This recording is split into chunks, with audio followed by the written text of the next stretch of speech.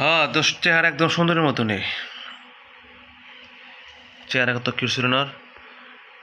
মানে আমি বলতাম না যে আদিলের মতন একবারে, হ্যাঁ ঠিক না? জীবনের মায়া চাইরে সব কিছু চাইরে চলে গেছে। এই যে টুনি, টুনি, এই যে তোর বাচ্চা মারা গেছে। এই যে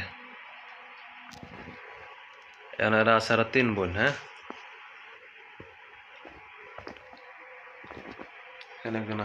কোনটা কাছে, কোনটা হন? এটা কাছে, এটা বই করছিল চোখে কি ময়লা?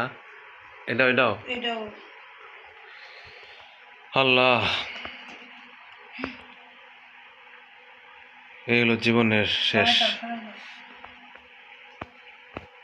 প্রথম কুকুরে কামড় দিয়েছিল, ট্রিটমেন্ট করালাম, ফুল হয়ে গেছে। আসলে ফুল হয়ে গেছে আর বাচ্চা সম্ভব হচ্ছে না, কারণ ছোট বাচ্চা, মানে ইঞ্জেকশন যে দেবো সে অপশনও নাই।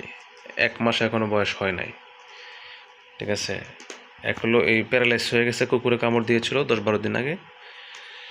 এই সাইডটা পুরো অবশ হয়ে গেছিলো, তারপরে ফুল হয়ে গেছে। ফুল হওয়ার পরে যাই হোক আল্লাহ পাকে নিয়ে গেছে, আল্লাহ পাকের কাছে সন্তুষ্ট আমি। অবশ্য যারা বিড়াল পালেন অনেকে হাসবেন, তামসা করবেন। যারা আসলে যেটা যে পালেন সেটার মর্ম, সেটার কষ্ট কিন্তু সেই বুঝে। এটাই বাস্তব, ঠিক আছে। কারণ যারা পশুপ্রেমিক, পশু পালেন, বিড়াল পালেন, কুকুর পালেন, যখন যেটা মারা যায় আপনার শখের জিনিসটা, তখন অবশ্যই মানে অনেক অনেক কষ্ট লাগে। তখন এটা কাউকে বোঝানো মানে যায় না এমন। তো যাই হোক, দোয়া করবেন অবশ্যই আপনারা। পশু বোবা প্রাণীকে অবশ্যই সেবা করবেন, কারণ ওদেরকে আল্লাহ পাঠাইছে দুনিয়াতে, আমাদেরকে আল্লাহ দুনিয়াতে পাঠাইছে। এটাই, সবাই একদিন মরতে হবে, এটাই স্বাভাবিক। আসসালামু আলাইকুম।